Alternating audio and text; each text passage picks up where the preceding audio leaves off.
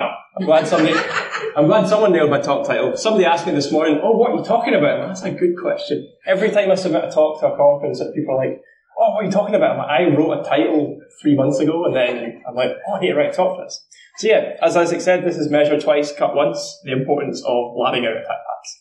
For those of you who don't know me, actually, can you just go full dark because my slides are really dark. Full dark. You got it. The camera be okay. Oh, it should be fine. I mean, I'm pretty translucent as it is, so I mean, you'll be able to see me. Wonderful. Hey. That also means that you guys can't see me, or you folks can't see me, but that's okay. How's the camera? Yeah, okay, cool. So yeah, for those of you who don't know me, I'm Andy Gill, also known as Zephyrfish. I've been previously known to swear in talks. This will hopefully be my first talk. I don't swear. We'll find out. I am the EU Adversarial Engineering Lead and Head of Consulting for Laris Consulting. So we're a kind of small to medium-sized consultancy that specialise in offensive security, red teams, insider threats, pen tests, all that sort of fun stuff. We also do purple teams, which we're going to talk about in a bit. I've worked in security now. It says 12 years there, but from speaking to people last night, it turns out it's been about 15 years since I've been working in security, which is quite a while. In that time, I've written 2 books, both titled Learning the Ropes. One, Learning the Ropes 101, and Ropes 102, which are aimed at different stages of your career. So Learning the Ropes 101 is focused on people that are trying to get into security, so maybe some of you that are students. And then the second one is for those that are trying to get out of security, maybe those of you that have been in the industry for a while and want to move into a different area. And then outside of security, I enjoy seeing the world through a lens. So you can't really see it because it's pretty dark, but these 3 pictures are some nice coffee that I've done. I originally was going to give my entire presentation with pictures, but then I've done that before and I didn't want to do the same thing twice.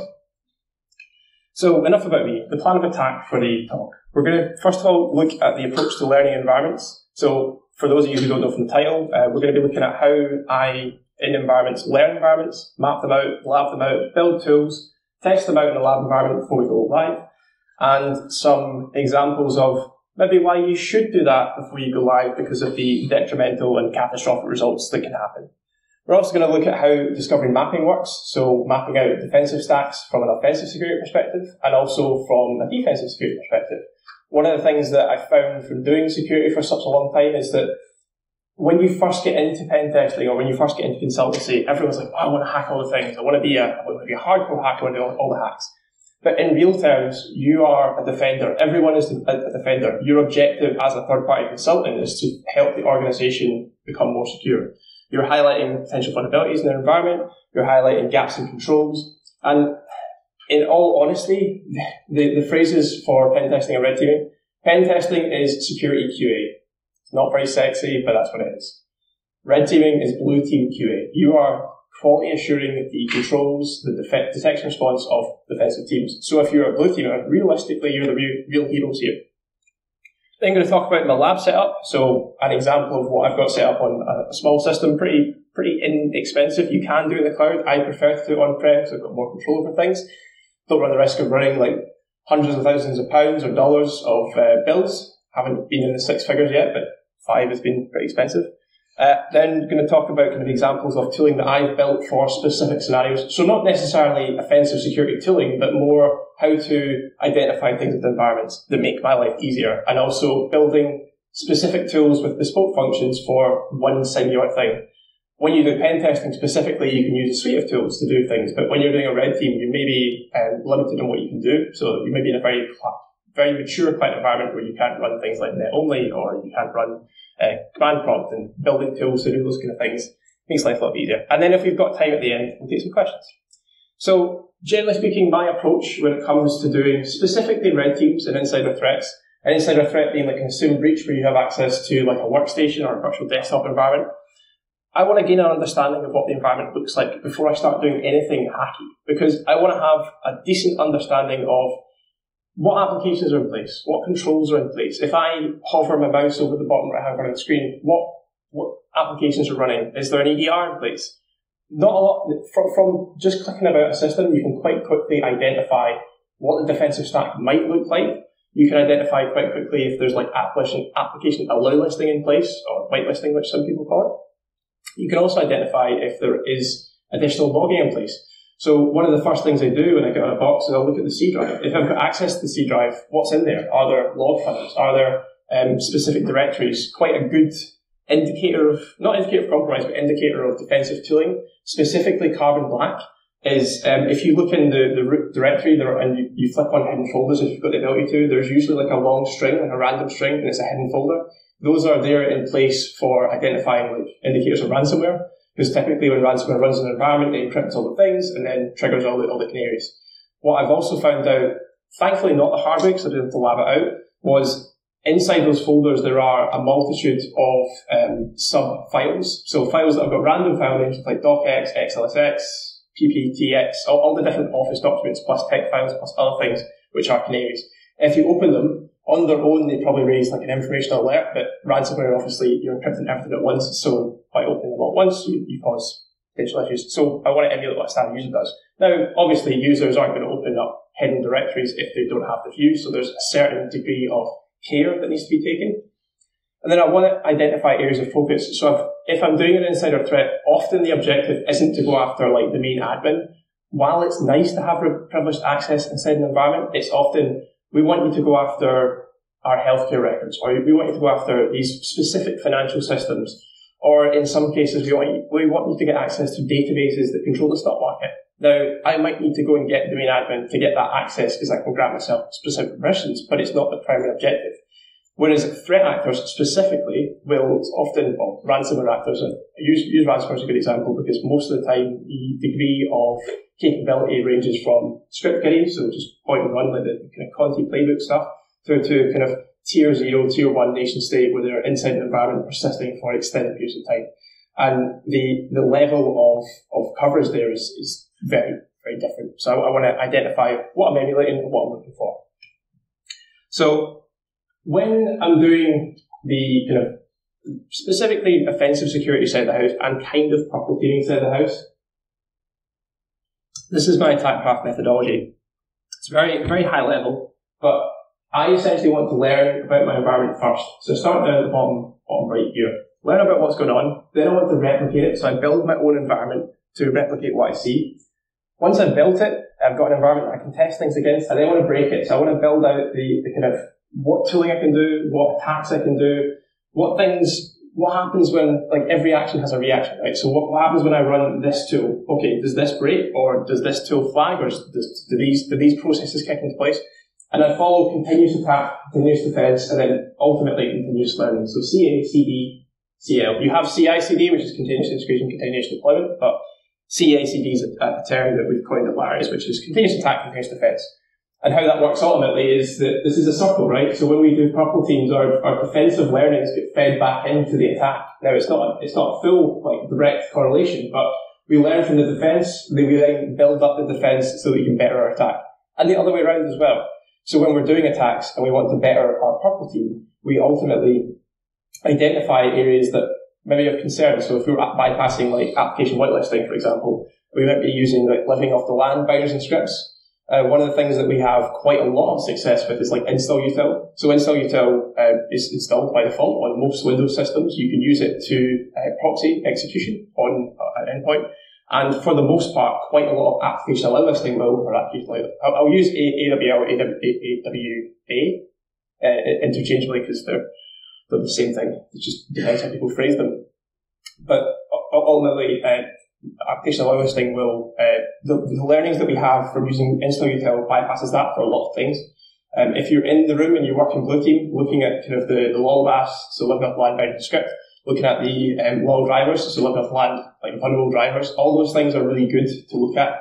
If you're a third-party SOC, that can be quite difficult to map out of an environment, as I've found out from doing properties with clients. The reason for that is some clients do ridiculous things. Like we had a client, I think it was at the start of last year, that were using vulnerable drivers for legitimate purposes. They were using it to load accountancy software, and it needed that functionality.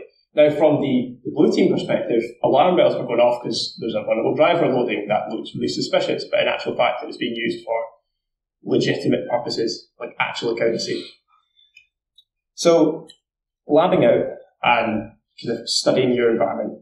These are the kind of the top half of this, what's this, hexagon, circle kind of thing, is where most labbing occurs. It is applicable to all of them. So these are all the offensive security services that Larry's do. Specifically, Red teaming where I focus most of my effort when it comes to labbing, because often the engagement length is far longer, and as a result you have more time to build out, to map out and do things. Pen testing is still applicable, because the last thing you want to do in a pen test, anyone who's done pen testing will know this, is take something down. And even in an environment, if you don't take something down and something goes down inside the environment when you're doing pen testing, of course it's the pen tester's fault. Like I was doing work for a client, it's been about 4 or 5 years ago now, for a tobacco plant, and the production went down. And immediately they came into the room like, "What are you guys doing?" I was like, "I'm just running Nmap. I don't know what you're talking about." Like, nothing particularly impactful. It did transpire that it was our fault. But I was at the time, I was like, "It's not my fault, guys. It's just a port scan. It's not nothing big." But yeah, so don't Nmap production lines with all 65535 ports. Doesn't end so well. The other kind of sides of the thing, so application security, labbing out application security is actually a lot harder than probably the rest of them. Physical security falls on this as well. AppSec, replicating an actual application that a client has built is far more difficult than replicating like an Active Directory environment. Active Directory, pretty easy to stand up. You can stand up an AD lab within half an hour if you've got background scripts, Ansible, Terraform, all the automation, you can do it very quickly. Building out an AppSec kind of test rig is a bit more difficult. So what I tend to advise my team on doing is, if you can't replicate the specific scenario, try and do it on like something that's vulnerable to that specific things, like damn vulnerable web app or something else that you can test out payloads. Obviously, when you're doing attacks like SQL injection, don't do drop tables. Kind of has a bit of a negative impact on the client environment. But ultimately, if you're testing in a test environment for a client, it's not so difficult. Then, so similarly, social engineering. So this links quite closely into red teaming. But social engineering, when we are doing phishing attacks and vishing attacks and SMS smishing, all the ishing, the tishing came out recently. Let's just not use Teams phishing. It's just terrible. The name is terrible. The actual technique is great. There is a degree of labbing where you're not replicating the environment, but you might want to test it out on your colleagues first, or also your phishing emails. You want to send them to make sure they're landing in inboxes. So, for example, if you're phishing a client that's got Microsoft 365, you want to set up your own tenant in Azure, or you want to set up your own environment, and you want to make sure that those emails are landing, because you want to replicate the entire journey that a prospective target goes through. When they click on a link, what actually happens? Yes, you might not have their proxy in place, but you can at least look at, okay, it's landing into inboxes because we've managed to circumvent the Defender for Cloud, for example. But once they click on it, what happens? Does their proxy kick in? Is there things we can do to replicate that? And then IoT hardware, well, there's ultimately, with IoT hardware testing, the biggest challenge that you see with that is things like anti-tamper measures. So while you can't have a test rig for that, having multiple devices is really important. If you've got like anti-tamper, if you pop the case of like a mobile device and it's got anti-tamper in place, it'll brick the SPI flash. Physical, again, we don't go and just break into buildings. Generally speaking, we do a lot of reconnaissance first, and we'll maybe test out that. Now, testing out physical security is a bit harder. You can't just rock up to a bank and be like, "This is a robbery." It's kind of frowned upon. You need to be a bit more calculated about it. So talking being calculated, this screenshot is really hard to read at the back, but I'll talk to what it's actually doing in a second. We want to discover map and environment. So ultimately, a lot of the things I'm going to be talking about in the duration of this talk is specific around Windows environments. So once I land into the environment, like I talked about before, my approach is to kind of learn what's going on. I want to build a kind of an idea of what the defensive stack looks like. So what is the EDR? Can I get my hands on that EDR? So here on the right for you guys, sorry, it's inverse for me. On the right here, we've got Defender for Endpoint and Defender for Identity. Now, fun fact, anyone can sign up for a trial of Defender for Endpoint and Defender for Identity, and I believe at the moment it's 3 months. So you can sign up for an Azure trial, but you get I think you get $200 of credit. And within that Azure trial, you can then sign up for MDE and MDI, which gives you, I think the trial gives you 250 endpoints. I've not used anywhere near those amount of endpoints, but when I'm doing red teams where the clients have this, I'll typically spin up a throwaway account, so like a burner email, sign up for a new tenant, sign up for a new trial, and then I've got MDE to play with again. If you want to run MDE in your own environment, I think it's like, well, it was like £10 a month when I was looking at it before. It's probably gone up because Microsoft, anyone that works with Azure will know that it changes on pretty much a daily basis at this point. So we build our lab, we get an idea of what the defensive tooling looks like. This specific scenario here is, you won't be able to see it in the back in general, it'll probably be blurry. This is a tool that I built for dumping LSAS. Now, dumping LSAS, generally speaking, is frowned upon within environments because, like you can see the colours unless you're colourblind. Red is bad. By dumping LSAS and touching LSAS, it's flagged as suspicious. There are different degrees of suspicion out of MDE. MDE is an example here because other EDR vendors are more difficult to get our hands on unless you've got like a SOC and things you can play upon. So what I'm doing here is I'm looking at the timeline, it's saying it's suspicious. So what I did here is I then went back to mirror the defensive stack. So the client didn't just have MDE, they had MDI in place, which is Defender for Identity, which is used for identity access management. They had Sysmon in place, which is like enhanced logging. They had additional tools like Velociraptor in place, which is like a kind of forensics tool. And they also had OS Query. So OS Query does similar to what Sysmon does. It just gives you more information about the operating system.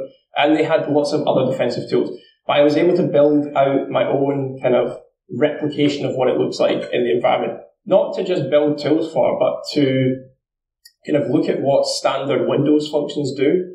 So anyone who kind of follows the offensive security circle of chaos on Twitter or whatever it's called these days, X or Elon's playground of chaos, the talk of when you get onto a box as a professional red teamer, why are you running Who Am I? Because threat actors do it. And if you look at it from like a pragmatic approach, if you're running Who Am I, you want to know who you are and what privileges you've got. Now, going back to my approach of mapping an environment, what type of user are you emulating? Are you emulating a standard user? Okay, is a standard user going to run Who Am I? Probably not. Are they going to know what command prompt is? Probably not. So mapping this out against Defend for Endpoint and Defend for Identity, seeing what this looks like. If you launch command prompt, so one of the things with MDI that I've noticed is that it has like a learning period before it starts flagging things as malicious. So you can run like Mimikatz and it'll flag it as malicious immediately. But if you do questionable commands on a system, it'll log them in the timeline view, but it won't start to flag them as malicious until they're chained together. So the way that events work in MDE is you'll have multiple like informationals or low alerts, and then they'll be chained together that go, actually, everything's on fire, it's a high risk, let's look at it. So it lights up that Christmas tree. In addition to all these things, I want to add mechanics of visibility. I'm going a little bit off piece, that I realise I'm getting ahead of myself because I'm going to talk about labbing in a second, but yeah, these things are fun. So mechanics of visibility. So I talked about Sysmon and OS Query previously. The other thing I like to do is enable additional logging on Windows. So out of the box, Windows is pretty good at logging things. It's not great from a security perspective. Oh, getting some light here. It's pretty good from a standard, like if your system crashes, if you have like a unexpected shutdown or something else, it's pretty good for that. But in terms of like audit logging, so if you're logging into a system as administrator, that's like a special log on. And out of the box, that's logged, but you can flip on additional logging for failed attempts. So you want to log like success, failure. That can get very noisy, but having that and also having event forwarding in place. So looking at that in Event Viewer is great, but being able to forward that to something like Kibana, like an Elk stack, Elastic logging Kibana is great. Or if you've got access to like something like Splunk. Splunk can be quite expensive, but you think the trial license gives you things like 500 meg a day of logs, which doesn't sound like a lot, but with one system is fine. In a test environment with like 4 or 5 systems, you can run a gig of logs easily if you're turning everything up to 11. So one example of my kind of lab setup. I was chatting to people last night about lab setups because Ian and Rory are doing a workshop at the moment, which thankfully you people aren't in, you're listening to my talk, which is great. But they were talking about the way that their lab is set up. They've got their equivalent of NUCs, so next unit of computing. They're little PCs that are pretty powerful. I believe the PCs that they've got are they're like 2 by 2 in terms of inches. So tiny little boxes that have got 4 NICs, so network interfaces, and pretty limited on power. Because what they're doing is cloud-based, container-based, it doesn't require an awful lot of resources. However, what I'm doing is very resource intensive. So what my NUCs are essentially, the baseline is a Hades Canyon NUC. So I'm going to age myself here. They're about the size of a VHS tape, or for those of you who were born after the year 2000, it might be about half the room. I don't know, like a book, size like a hardback book. Or actually maybe a couple of iPads stacked up, because that's probably more relevant. I wasn't sure how old the audience was. If people know what VHS tapes are, or am I just... That's a good one, yeah, Samsung tablet. It's like 3 Kindles on top of each other. That's There we go. There we go.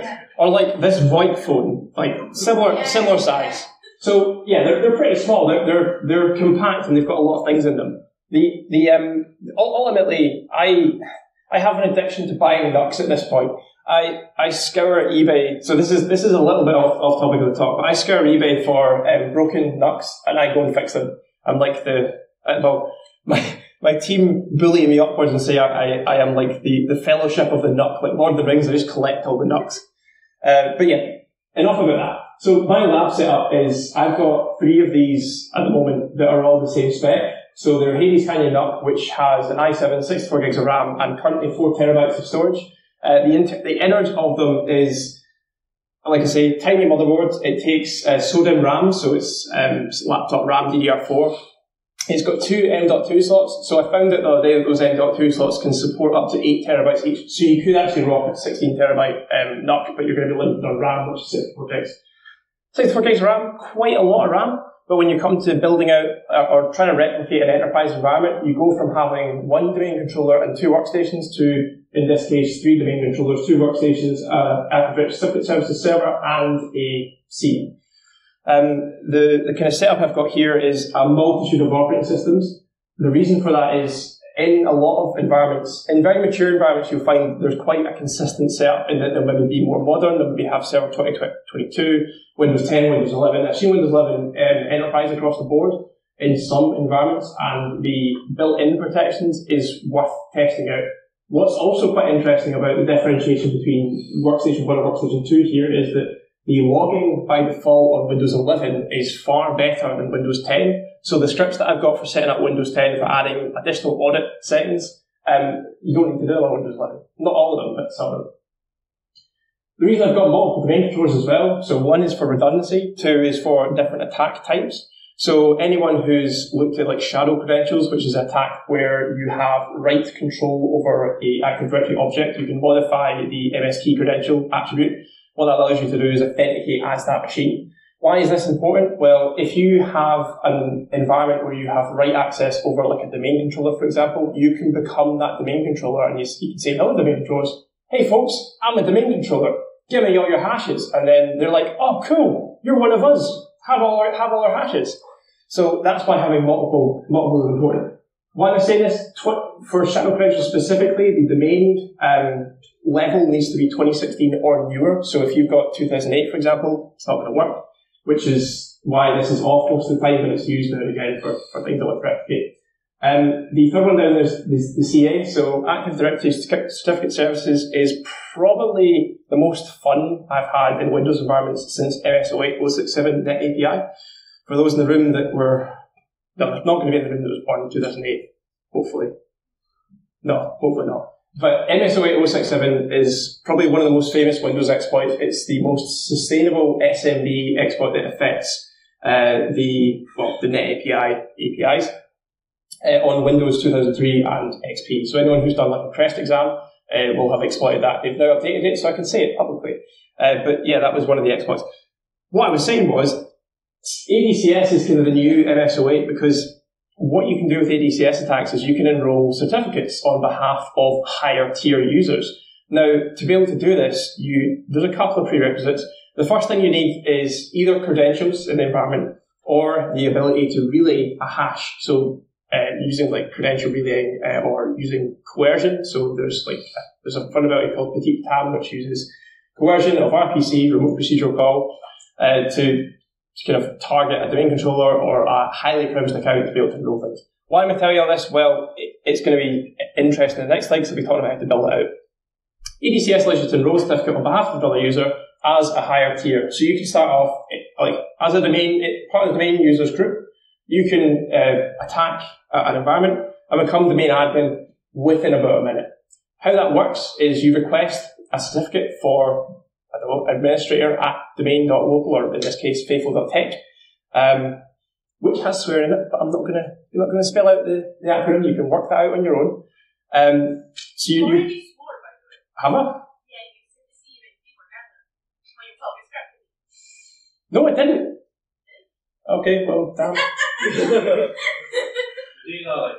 I'm doing great, folks. Doing great. Doing well. Thank you. So you can request a certificate on behalf of the administrator user or any user that's privileged, and then you can then get a PFX file, so a private key certificate, and authenticate as that. And using Certify, Rubius, other tools, you can use that to authenticate and become domain admin, which is great. So having a DCS set up is useful because it means that I can replicate those attacks, but I can also replicate what they look like from a defensive perspective, because ultimately my objective as a consultant, yes, it's to get the objectives, but it's to tell the client how to fix them. I'm not going to help them fix them, but I'm going to tell them this is what you should do to fix them. So if I've been through the motions myself to fix them, it'll make life a bit easier. So enough about my lab. So the setup I've got is Windows host, VMware hypervisor, and I've got multiple virtual VLANs. I didn't know if VLAN was actually an acronym, but I've got basically a virtualized network stack. In the back of the NUC, you plug in and you have lots of different networks that are connected to lots of different NUCs. It's quite nice. I was going to make a diagram, but because it's a pain to draw, it's just easier to explain. So building your own lab,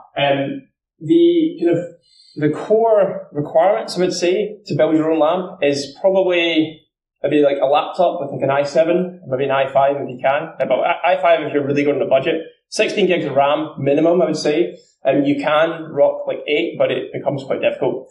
And then a decent amount of storage.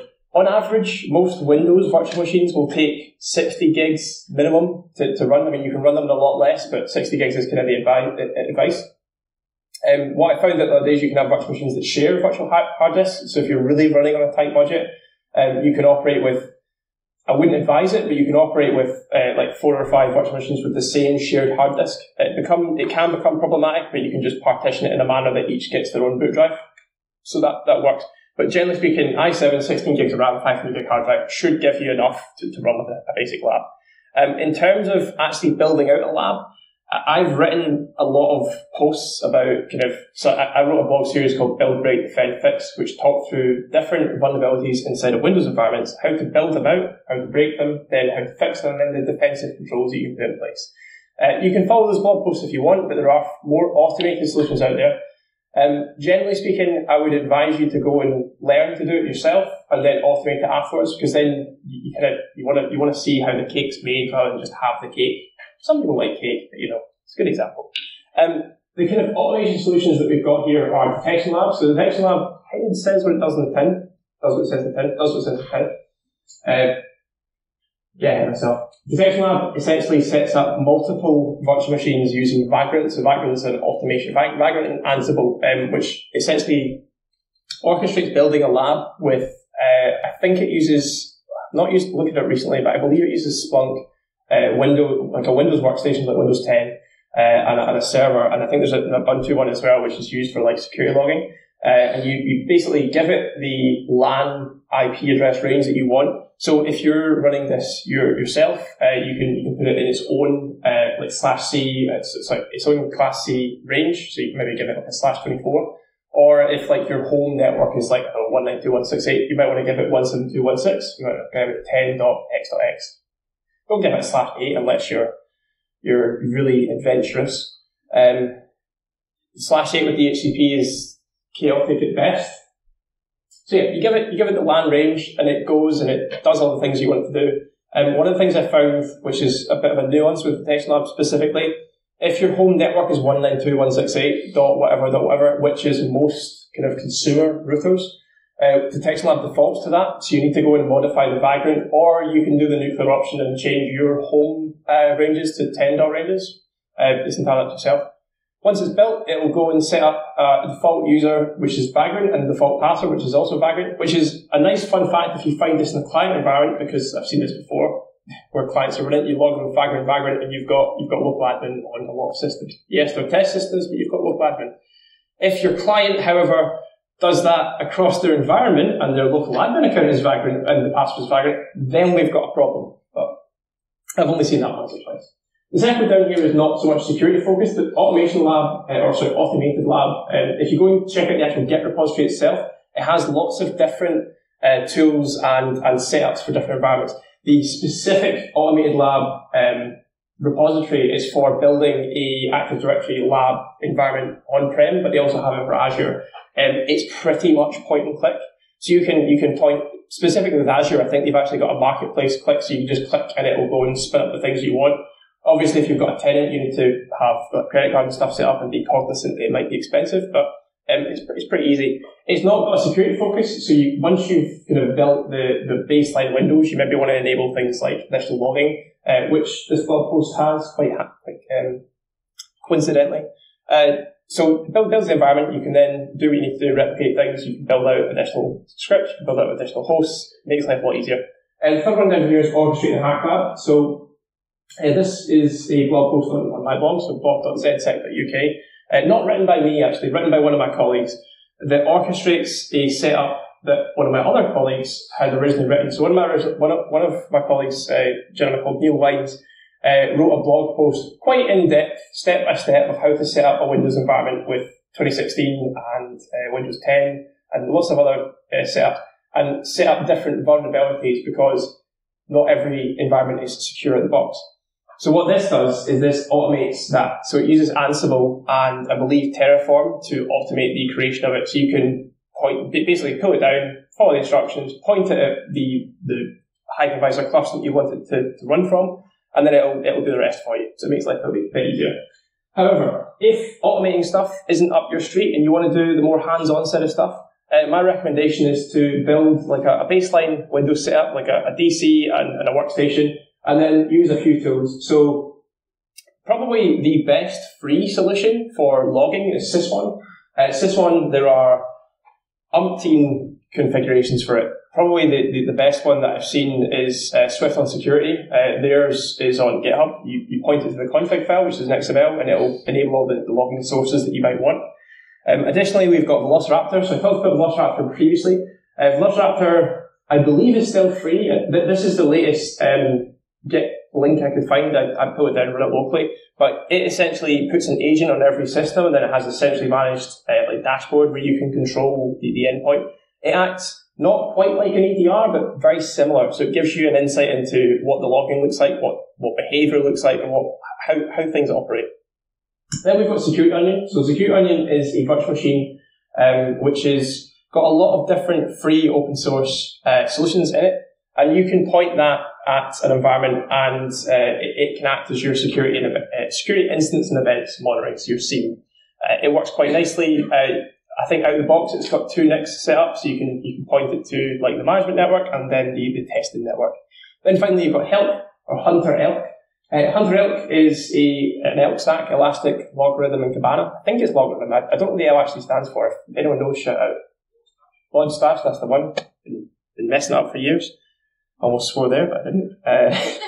So yeah, Elastic, Logstash, and Kibana, it's specifically focused around threat hunting or fronting, if you're mental.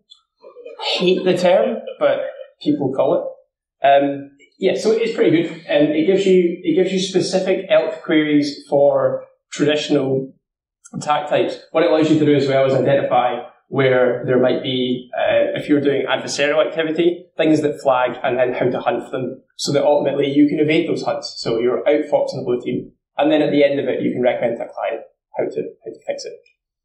The offensive tooling wise, so continue. Vulnerable AD is a really good setup. Vulnerable AD is what I used for my SteelCon workshop that got unscheduled downtime due to someone ransomware it, because that was really nice of them. But what Vulnerable AD does is it sets up, I think, about 1,000 users at a time with lots of different groups and misconfigurations. So this can be like a weak password, or maybe they've got overly permissive access control to different systems, and it just sets them up. And then ultimately you want to F around and find out. So you want to build great defense fix. My suggestion is have Visual Studio, because if you're going to be building things, you can compile them manually using like CSC for like C#, or you can do it in Visual Studio, and it makes life a little bit easier. Specifically, if you're going down the offensive security tooling route, My recommendation is Visual Studio 2019. There are nuances with 2022 and the newer versions that mean that compiling older offensive security tools becomes more difficult. Well, maybe not more difficult, but there are certain indicators of compromise that get compiled in when you do it with 2022, which is a good call out for people that are looking. PowerShell as well, Python, different networks, have a setup that is adaptable and extensible enough that you can play about. So enough about labbing. Some stories, some things. So when it all goes wrong, Andy the Beacon Slayer. So this was quite nicely photoshopped by one of my colleagues. I don't have the whole image. I purposely didn't want to scar people for life at 11:30 on a Friday morning. What my colleague did, I'll tell you the story in a second, but what my colleague did is took Buffy the Vampire Slayer and photoshopped Andy's face onto Buffy.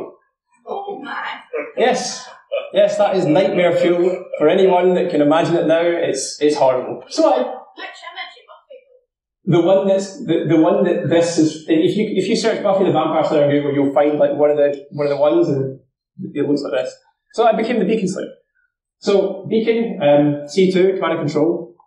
This is a good example of why you shouldn't do it live, why you shouldn't test in production and just go for it. So I was doing a red team the end of last year, start of this year, for a large multinational client, and we were operating off of command and control, so C2. And one of the things that we found was in their environment they had very particular controls around execution of specific binaries. They had not quite application allow listing, but application deny listings. They had blacklists in place for execution of things. And I found out that things like command prompt, things like PowerShell, the usual things were being blocked. So I decided that, you know what, it's 3 a.m, we're inside the environment, our objective is persistence, and we want to do very specific things. We're gonna just persist in the environment, we're gonna run things. So the ultimate objective was persistence. So we had beacons inside the environment, we're calling back an hour, 10 hours, 12 hours, 24 hours, and one that was called back once a week. So we're going like proper nation state level of persistence. What does Andy do? Andy builds a tool, and instead of testing it, test these things before you run them. My colleague's like, it's 3 a.m, it'll be fine, we've got multiple beacons, it'll be not a problem. What he forgot to mention was that our beacons were linked. So if you kill one, it kills multiple. And because they were on such long call-ins, we didn't find out for 12 hours. So what happened here was I built a tool that was specifically focused on using the net command. So like if you do net user / domain, you get the information about like a user account. It did that, but without running the net binary, because we wanted to find out what credentials we'd obtained from breaches. Like, so we used the information externally to get a foothold in the environment, but we wanted to identify what groups is this user a member of. And instead of doing like net group / domain or net user / domain, build a binary to do it. That sounds fine, right? Binary's fine, no problem. One of the caveats of running tooling in inline execution, so for those of you who are maybe not familiar with command and control and kind of injection / execution, inline assembly or inline execute is where you load a binary into your current process.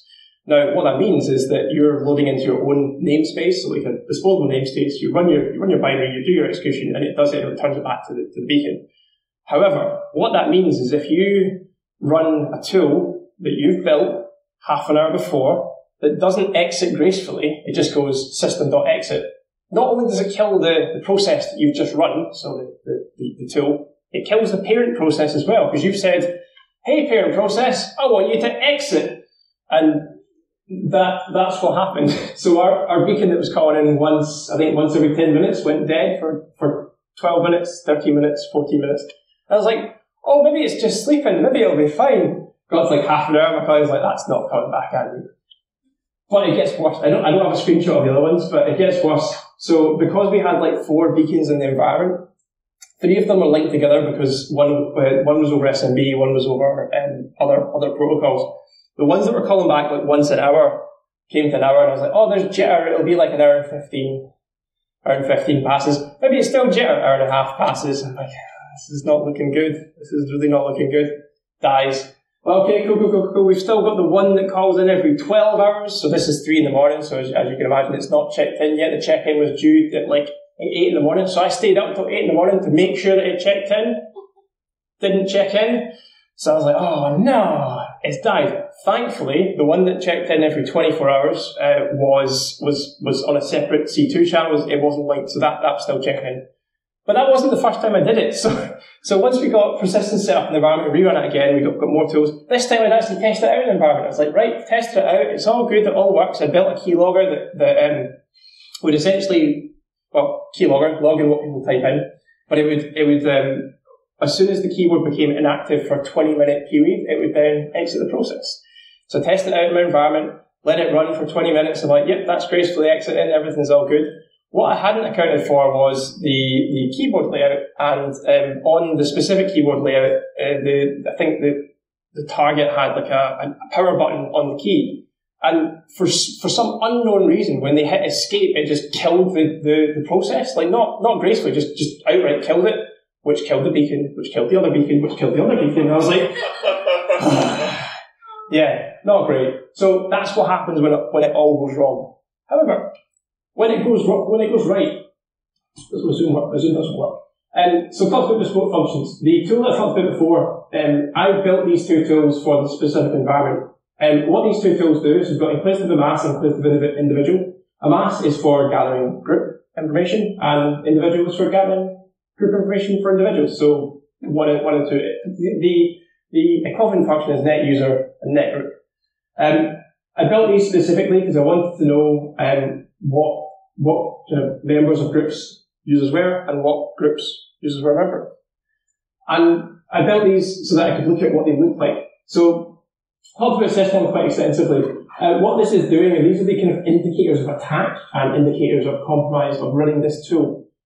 Why I wanted to know it was I wanted to see, first of all, what does the defensive stack see when I run this? I built this new tool, it works, it doesn't crash the beacon, everything's cool. But what does it look like from a defensive perspective? Well, obviously we create a process, we'll run it. The process terminates. So this, you can't quite see, but EID 5 is when a process terminates. So this is actually an example of it dying and the beacon dying. But then I went back and troubleshooted and it was all good. What it does as well is it does a DNS query. So this essentially takes the command line argument. So inclusive of mass takes the domain controller, which is your DNS. It does DNS. And then your group argument goes away, does a DNS query, looks for the domain controller, and then goes runs an LDAP query and then gets the information back, which is what you're seeing here. So it makes a network connection, creates another process, which is doing the LDAP lookup, and then requests all the bits and pieces. So from this perspective, I ran this in SysMon, I ran this in Defend for Endpoint, identified that in the timeline view of Defend for Endpoint, it wasn't flagging as suspicious until it was doing an LDAP lookup. And what I found quite quickly was, out of the box, Defender for Identity, if you're running LDAP queries from non-LDAP based parent processes, it flags it as suspicious. Not malicious, but suspicious. So it pings it off as like a low risk or a medium risk. And the problem that you have as an attacker, when Defender for Endpoint hooks up an investigation, you can't get rid of that medium alert. So that medium alert is like the initial point of compromise. And then anything you do after that will inflate the risk. So it might go from being like an informational risk to, you're now doing certificate enumeration, that's a medium, and then you tag them together and go, well, that's a high now, so it becomes a problem. 5 minutes. 5 minutes. Great. 6 minutes, but there is some questions. 6 minutes leaves time for questions, or we've got 6 minutes and then questions. So 6 minutes and then questions. Cool, that's fine. So we've got 20 minutes, is what you're saying. Exactly, yeah. Don't do that to me, Isaac. I'm sorry. That's okay. So, that's inclusive of mass, inclusive of individual.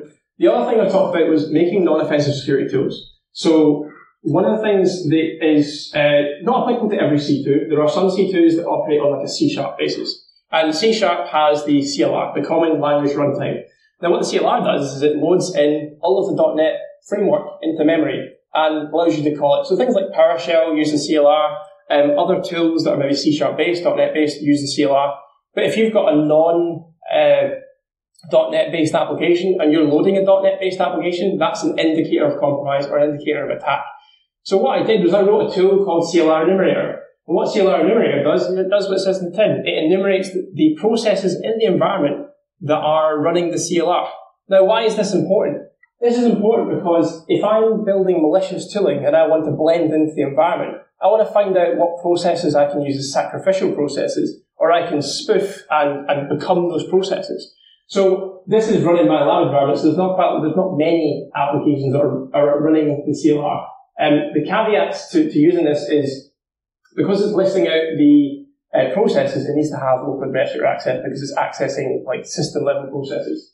But what it does though is it gives us an idea of what versions of the CLR are loaded. So at the top there we've got the desktop CLR 4.0 plus, means that the version of .NET on the box is likely to be version 4 or above, which means that when we compile tools, we want to make sure that they are 4.0 or above.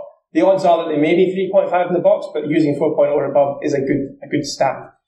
Then we've got like other things that are running in the box. So PowerShell in this instance is the parent process, but we've got things like a heartbeat service that is running CLR, so that might be something to load into. What this is a screenshot of 1.0. 2.0 actually told, sorry, this is a screenshot of 2.0. I won't talk about 1.0 because it was an absolute disaster. This is actually a screenshot of 2.0. 3.0 does this, but also tells you what permissions the process is running as. Why this is important is because if you're in an environment as the standard user and you're listing out the CLR and you don't have administrative access, you're immediately flagging potential indicators of attack because you're querying highly privileged processes from a non-privileged perspective. What it also does is it means that if you find a process like, I don't know, for example, we want to use like the WA app agent process, that might be running as system and as a standard user, you can't inject into that. So when you try to inject into it, if you're doing it via inline execute, you hit the problem that Andy had earlier on, previous Andy, of course looking out for future Andy, is that you will hit like a seg fault and then you'll kill your beacon, you'll kill the other beacon, you'll kill the other beacon, and it just becomes chaos.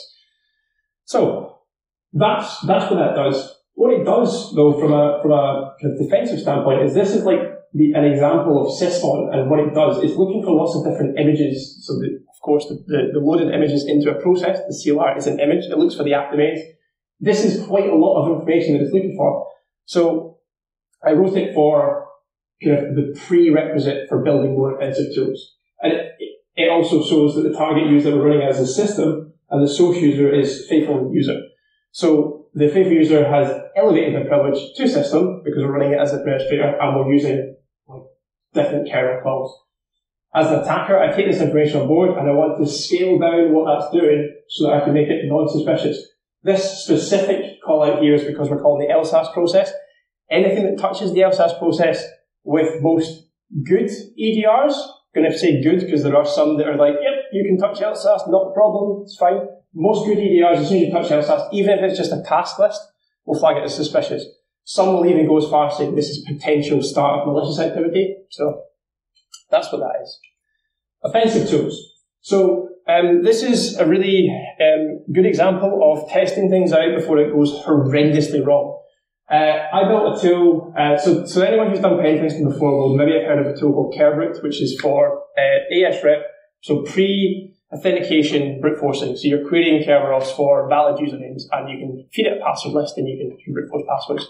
There are other tools like CrackMap Exec, which are like Windows-based, or NetExec, as it's called now, where you can brute force. You can give it a username, and you can give like a list. Sorry, you can give it a password with a big list of usernames. Get it the wrong way around, you lock them all out, which I've done before. Wouldn't recommend it. So those things can be used for brute forcing. What I found with all those tools is they're great, but they lack the kind of basicness of I just want to brute force passwords. I want to find out what access I've got, what I want to do with it, and what I can achieve with that. So that led to a tool that I built in-house because I was listening to the Spice Girls at the time. Don't shame me for it. Named the whole tool the Spice Suite.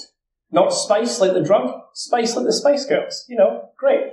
I wrote Spice Spray. So what Spice Spray does is it connects to the domain controller, it connects to the domain, but specifically the domain controller with credentials that you give it. So you give it the domain, give it the username, give it the password, and then it will go and find.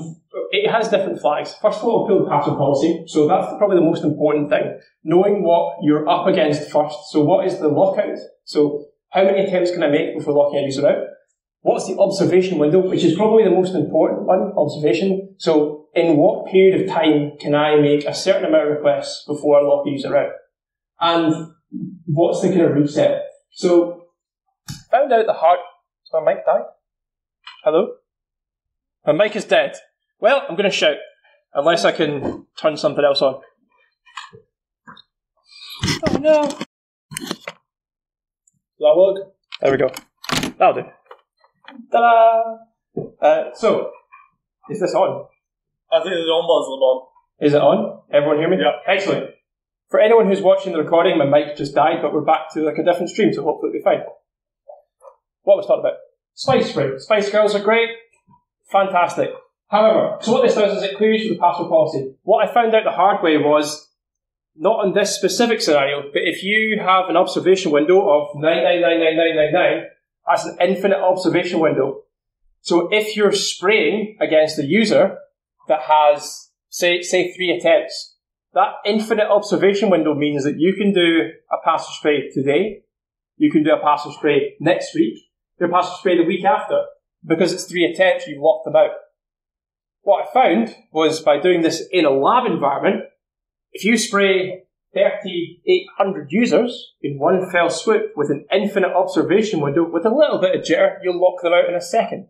Didn't do that in a production environment, folks. That would be bad. Anyway, so that's what that does. It pulls the password policy. This is the first iteration of it. So we released this publicly. This is a public tool on the Liars GitHub called SharpCred, the internal code name for its Spice Spray. Didn't want to call something publicly Spice Spray. Want to give it a professional sounding name like SharpCred. But this is what it does. Pulls the password policy, and then you give it a password. It will then do an initial LDAP query for the list of users. So it looks for the main users and any specific groups that you give it. It'll then put them into a list, and then you're off the races. You give it a password you want to try, and then it'll go and spray that password against that list. So it's quite nice. Then it'll tell you at the bottom all the valid users that you've got and the amount of valid users you've got with password. This is my lab, so password 0. Built this, did it, lots of bits and pieces. What I found in client environments specifically was I didn't lock out 3,800 users, but I have locked out a large amount in a very short space of time. So what did Andy do? Andy went to the drawing board and wrote a function to unlock 3,800 users in one fell swoop, because it's much, much easier. So catch yourself before you fall. Pretty good, pretty useful. This was useful to test the environment first, because by spraying my domain that I'd set up, I found out quite quickly that if you don't pull the password policy first and just go spraying, it for some reason took a blank spray as like an initial attempt. So if the lockout is 3, in my head I'm like, right, okay, I can try 1 or 2 times before lock out. But because it was trying a blank attempt, it was doing 1, 2, 3, and then locking users out, which was a problem. So test it, and then into production. The best offensive defense. So this tool here isn't a tool that I've written, but it's a tool that I've modified and I use quite extensively. This is Sharp EDR Checker, or in my environment, I call it Protect Sniper. I built a pipeline for obfuscating tools. Sharp EDR Checker on its own doesn't flag EDR because it's not doing anything malicious. All it's doing is listing the processes. If you go back to the example of like listing out like the LSAS process, yes, that might be a little bit suspicious because you're doing a task list, but it's not doing anything overly potentially malicious.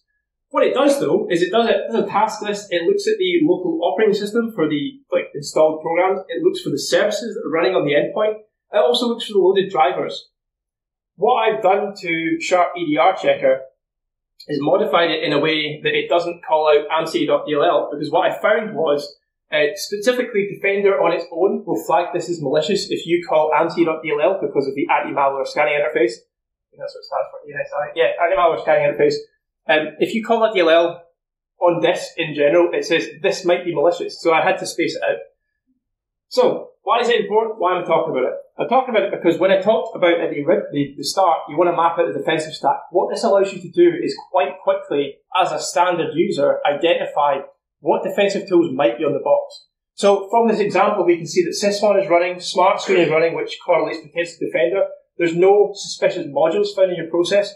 So this second check here is really useful because if you're up against an EDR that uses process hooking, so it's loading its own DLLs into your process, this will flag it. It'll tell you, well, actually, you've got, XDR.dll or EDR vendor.dll in your process, and you can quite quickly identify that, okay, anything I do is going to be monitored by this. Or what it will also tell you in the version that I modified is if it's using a cloned version of npdll.dll, which is where kernel calls come from. So when you're calling kernel functions, you call that function from userland and then you hit kernel. But this isn't a kernel call. What it also tells you is the installed programs. So this isn't as accurate as like the running processes in the service, but it gives you an idea of what might be running on the box. this isn't just limited to EDRs and AVs. It also tells you things like vulnerability management. So if you're in an environment and you see that, maybe Nessus is installed, or like Tenable is running, or Qualys is running, or something like that, you can probably tell that maybe the client's doing vulnerability management. Well, that also gives you additional attack surface. So as an attacker, I might look at it and be like, I wonder if they've got Nessus running in the environment. I wonder if that's got credentials in memory, and that might be a target I go after to give me wider access to the environment. Yes, it's not going after the main admin, or it's maybe not going after a primary objective, but by compromising the vulnerability management platform, the odds are that you've got probably high privilege within the environment anyway. Then you've got the services. So not all the services are going to be relevant, but they are mapped to different. But it's basically an array that maps the name of the service. How many minutes? In total, or 2 minutes for questions? In total. Okay, shit, okay. Oh, damn it. Yeah, okay. Give me that. Yeah, so it gives you the services, and then the drivers. So the drivers is probably a newer function. It tells you what drivers are loaded. This is actually really useful for, specifically, if you're up against Sysmon. Sysmon has got a really interesting function where you can cloak the name of the driver. This will call it out. This will tell you that it's actually Sysmon, because I found out the interesting way in a purple team recently that if you enable the cloaking service on Sysmon, the metadata for the driver still remains as Sysmon. You need to go in and modify the driver itself to cloak it, which is quite nice. Thankfully, we're on the last slide. So, we've got a minute and a half. First of all, thank you for listening. Hopefully, if you've managed to get a nap in, you've managed to get a 58-minute nap, so good job. And nobody snores, so that was great. Has anyone got any questions for me? We'll bring I want to say the house lights, but we're not. This isn't a presentation. I'm not going to interpret dance, but bring the lights up. Anyone's got any questions? Sorry, Isaac. Yeah, it's all good. Well, as much as I'll stop. Also, I can see you all. There's like 3 people in the room. How do you deal with change management? Good question. How do I deal with change management? Well, effective planning. So if you're doing like a security, are you talking about how I deal with change management from like an external consultancy perspective, or how do I circumvent it? Before you go in and before you do your So change management is one of the things that we generally ask when we scope the engagement. Have you got a change management process? Is it likely to be in place during the assessment? And are there any caveats that are going to hit us when we're doing testing? If there is a change management process in place, we are more calculated about how we do attacks, because it's if you're limited on what you can do, if you've got change freezes in place, if you recommend that a client rips out the domain controller, it's not feasible. So just be smart about it. Being pragmatic is probably the approach that I give it. Any other questions? Has everyone woken up now? The lights are on? Yeah, mine too. Can't actually see anyone past this room. Because I forgot my glasses this morning. Well, that's not helpful. Yeah, that's why I turned the lights off. I didn't have to look at anything. Right. Any other questions? Nope. Thanks for everyone for coming on.